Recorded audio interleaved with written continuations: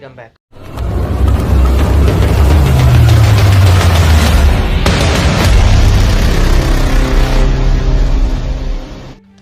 अगर आपको याद हो तो लास्ट ईयर 7 अक्टूबर 2023 को हमास ने इसराइल के ऊपर एक दमदार अटैक किया था एंड इस अटैक से सारी दुनिया शॉक थी। पर इसराइल को भी इसके बारे में आइडिया नहीं था। जब वॉर शुरू हो गया हो तो इसराइल ने भी बैकफायरिंग शुरू कर दी। अब इसके नेक्स्ट डे 8 अक्टूबर को हिजबुल्लाह, जो कि हमास का एलाइज है एंड लेबनान के साउथ में बैठा हुआ था, उसने भी इसराइल के नॉर्थ में हेवी अटैक शुरू कर दिया। एंड हिजबुल्लाह ने सबसे ज्यादा अटैक्स किया था सीबा फॉर्म, जो कि लेबनान और इसराइल के एक डिस्प्यूटेड एरिया था। Back to back rockets, missiles, air strikes करते करते इसराइल 7 अक्टूबर के 2 दिन के अंदर ही एक 2 फ्रंट वॉर के अंदर घुस गया था। हिजबुल्लाह अपनी इतनी प्लानिंग के साथ आया था, इसका आइडिया इसराइल को 3 दिन बाद यानी 11 अक्टूबर को पता चलता। उस दिन 11 अक्टूबर को हिजबुल्लाह ने एक प्लान्ड तरीके से लेबनान में बैठे बैठे इसराइल के नॉर्थन रीजन में एक ऐसी तबाही मचा दी थी। हेवी आर्टिलरीशंस, एंटी टैंक मिसाइल्स, ड्रोन से अटैक करते करते उसने तबाही मचा दी थी नॉर्थन रीजन ऑफ इसराइल में। एक तरफ साउथ में हमास तबाही मचा रहा था एंड उसी टाइम पे नॉर्थ में हिजबुल्लाह तबाही मचा रहा था। ये देखकर वहाँ की पब्लिक जो कि साउथ और नॉर्थ में रहती है, वहाँ एरिया वेकेट करके वहाँ से निकल गई थी अपनी जान बचाने के लिए। एंड अब इस सिचुएशन का फायदा इसराइल के ऑपोजिशन ने उठाया। उन्होंने नेतन्याहू के ऊपर इतना प्रेशर बनाया और कहा कि ये नेतन्याहू का सबसे बड़ा फेलियर है। और जब ये न्यूज़ बहुत ज़्यादा वायरल होने लगी तो नेतन्याहू ने ये अनाउंसमेंट दी, OP सिटीजन्स अपनी जान बचाकर एरिया को इवैक्यूएट कर चुके थे, उन्हें वापस लाया जाएगा, वो भी सेफली। पर ये उतना आसान नहीं था, क्योंकि पब्लिक वहाँ पे तभी वापस आएगी तब हिजबुल्लाह बैकफुट होगा, तब ये वॉर बंद होगी। पर ये नहीं हो रहा था, क्योंकि हिजबुल्लाह के पास हमास से 1 लाख से ज़्यादा फाइटर्स है एंड ईरान से भी सपोर्ट है। हिजबुल्लाह, जो कि लेबनान के साउथ में बैठा हुआ था, उसने 4 लेयर्स बनाई थी सिक्योरिटी की। पहली लेयर थी टेक्निकल डिफेंस की, दूसरी लेयर रॉकेट्स एंड मिसाइल्स, तीसरा layer command and control and fourth layer में जो इन सबको लीड कर रहा था वो बैठा हुआ था। तो इस तरह 4 लेयर्स बना कर रखे थे हिजबुल्लाह ने। अब इसराइल इन सबसे परेशान हो चुका था एंड उसने अपना ब्रह्मास्त्र निकाला। इसराइल ने अपने कलेक्शन ऑफ सॉफ्टवेयर्स में से पेगासस सबसे जाना माना सॉफ्टवेयर है इसराइल का, जो कि बहुत ज़्यादा पावरफुल है, ये माना जाता है। अब इसराइल पेगासस सॉफ्टवेयर का यूज़ करके हिजबुल्लाह में बैठे हुए सारे लीडर्स का मोबाइल हैक करता है। हैक करके उनके सारे प्लानिंग, उनके सारे स्ट्रैटेजीज को पहले ही मालूम कर लेता है। इससे इसराइल को बड़ा एडवांटेज मिला। अब जब इन्हें इन्फॉर्मेशन आ रही थी तो ये धीरे धीरे इन्होंने सारे लीडर्स के मोबाइल ट्रैक किए, उनके ट्रैक करके उन्हें गाइडेड मिसाइल्स के थ्रू मार डाला। अब हिजबुल्लाह को सबसे बड़ी प्रॉब्लम नवंबर में शुरू होती है, जब इसराइल ने उनके टॉप लीडर्स मद इब्राहिम, अली रैफ एंड अली हुसैन को टारगेट करके गाइडेड मिसाइल के थ्रू मार डाला। अब शुरू होता है ईयर 2024।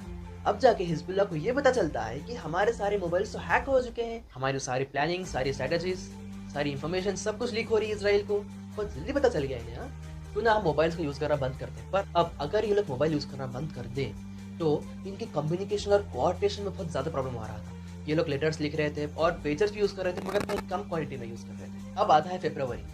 अब हिजबुल्लाह के लीडर ने न्यूज में आके ये अनाउंस किया कि अब आप पूछते हो ना मुझे कि कौन और कहाँ है इसराइल का एजेंट, मैं बताता हूँ आपको। ये जो आपके हाथ में, आपकी बीवी के हाथ में, आपके बच्चों के हाथ में जो मोबाइल्स है, यही है इसराइल का एजेंट।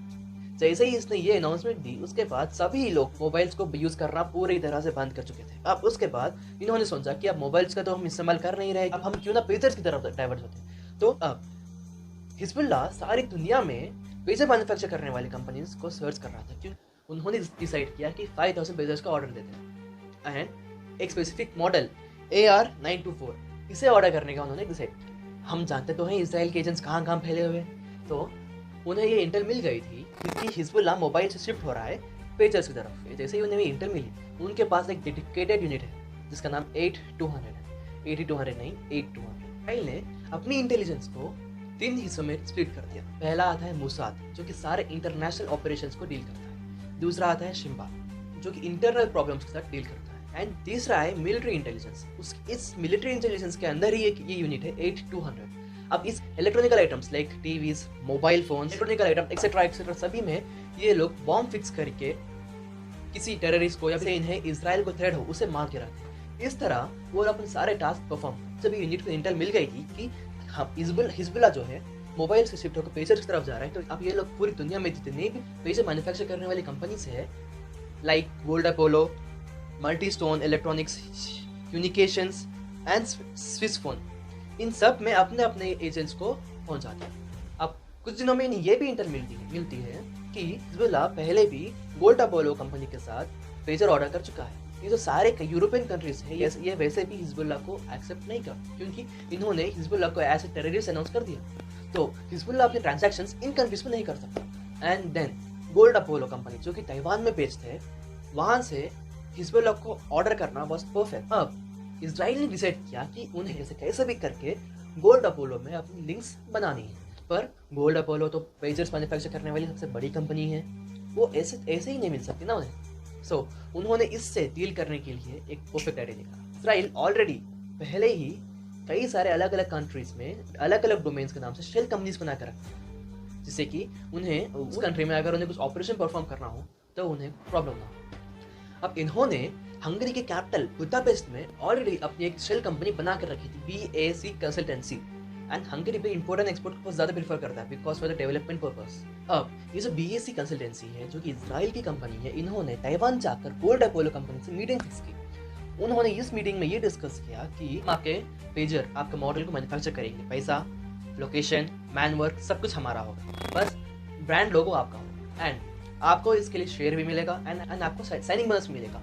इस तरह करके उन्होंने एक ऐसे डील बनाई जिसे गोल्ड अपोलो कंपनी ना नहीं कर रही।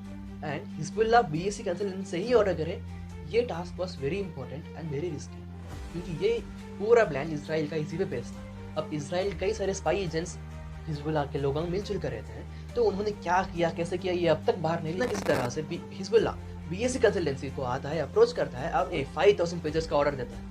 पहले लॉट में 3000 पेजेस एंड दूसरे लॉट में 2000 पेजेस का ऑर्डर देता है। एक farmer British army bomb disposal officer है, इनका ये कहना था कि पेज 2 बैटरीज होती है, एक स्पीकर, एक वाइब्रेटर, एक रेडियो एंटीना और एक माइक्रो प्रोसेसर जो मैसेज आता है उसे डिकोड करता है। अब ये जो आइडेंटिकल बैटरीज है, इन बैटरीज में से एक को रिप्लेस कर दिया जाता है एक्सप्लोसिव से, एक चिप के साथ कनेक्ट करते हैं एंड एक स्पेसिफिक एक्सप्लोसिव को यूज किया जाता है, PETN, क्योंकि ये एक्सप्लोसिव बहुत छोटे अमाउंट में बहुत ज़्यादा ब्लास्ट करता है, इसीलिए इसे कोविड ऑपरेशन में बहुत ज़्यादा यूज़ किया जाता है। अब 15 सितंबर 2024 जिस दिन ये अटैक होना था, उस दिन हिजबुल्लाह ने इजराइल में एक बॉम्ब प्लांट किया था। इजराइल की जो इंटरनल सिक्योरिटी की जो यूनिट है शिम्बा, इसे ऑलरेडी टाइम पे इंटेल मिल गई थी एंड इसने टाइम पे जाकर बॉम्ब को डिफ्यूज कर दिया। अब इजराइल ने सोच लिया कि भाई हिजबुल्लाह ने नाक में दम करके रखा है, इसका कुछ ना कुछ तो करना पड़ेगा। अब आती है डेट 17 सितंबर की। इस दिन अटैक होने के 2 घंटे पहले इजराइल की बहुत बड़ी मीटिंग चलती है। इस मीटिंग में वो लोग क्या डिस्कस करते हैं ये बाहर निकला ही नहीं, क्योंकि इंटरनल सिक्योरिटी मीटिंग पर्पस वो हो सकता है, इसलिए वो लोग इसे डिस्क्लोज नहीं करेंगे। And the same day 3:30 PM को लेबनान के अंदर बैठे हुए हिजबुल्लाह के जो लोग हैं उनके पास एक मैसेज आता है जो अरबी में आया था। इनका जो लीडर है ये भी अरबी में मैसेज भेजता है, तो इजराइल ने इस मैसेज को अरबी में ट्रांसलेट करके भेजा, क्या कि उन्हें ये लगे कि ये मैसेज उनकी लीडर की तरफ से आया, तो ताकि जो लोग साइलेंट है पेजर तो वाइब्रेट होकर उन्हें मालूम हो। देन जैसे ही वो एजेंट्स पेजर के पास आए, उसके कुछ ही देर के अंदर बैक टू बैक सारे के सारे पेजर्स ब्लास्ट होने शुरू हो गए। पब्लिक एरियाज में, मॉल्स में, शॉपिंग मॉल्स में, हर जगह पेजर ब्लास्ट हुए। कई सारे सिविलियंस भी इसमें सीरियसली इंजूर हो चुके थे। अब उसके नेक्स्ट लोग जनासा लेके जा रहे थे, उसी टाइम पे वहाँ के वॉकी टॉकी ब्लास्ट होने शुरू हुए। वॉकी टॉकी ब्लास्ट होने के बाद कुछ ही देर के बाद वहाँ पे जो सोलर पैनल्स होते हैं ना, वो भी ब्लास्ट होना शुरू हो गए। सभी सिविलियंस बहुत ज़्यादा डर चुके थे कि कहीं अब आगे क्या ब्लास्ट होगा, क्या हमारे मोबाइल्स, क्या टीवीज़, क्या लैपटॉप्स, क्या ये ब्लास्ट होने वाले हैं क्या। सभी लोग बहुत ज़्यादा डर चुके थे।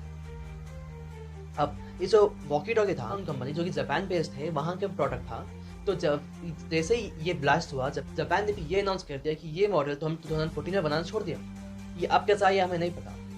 उन्होंने भी क्लैरिफिकेशन दे दी, पर ये सब हुआ क्या, कैसे हुआ, ये किसी को कुछ भी नहीं पता।